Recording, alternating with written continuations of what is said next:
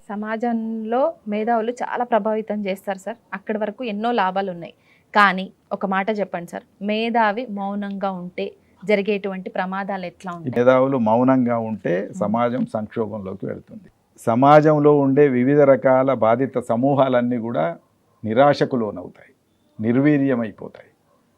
ఇంకా మా సమస్యలు ఎవరు పట్టించుకోలేరని ఆవేదనతోని ఇబ్బంది పడి రకరకాలుగా వాళ్ళు ఒంటరి మనుషులుగా మారిపోతారు.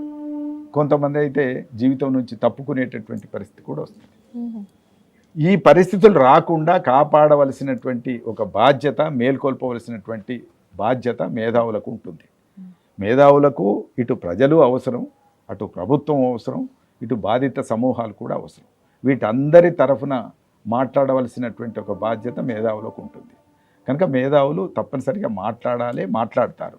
మేధావులు మాట్లాడినప్పుడు మేధావులకు అనుగుణంగా పౌర సమాజం కూడా స్పందించాలి. అంటే ఒక ఉపాధ్యాయులు కావచ్చు, ఒక ఉద్యోగులు కావచ్చు, ఈ సమాజం అంతా కూడా తమకు డిఎల్ రాలేదని ఒకటే మాట్లాడొద్దు. నిరుద్యోగులకు ఉద్యోగాలు రాలేదని కూడా మాట్లాడాలి.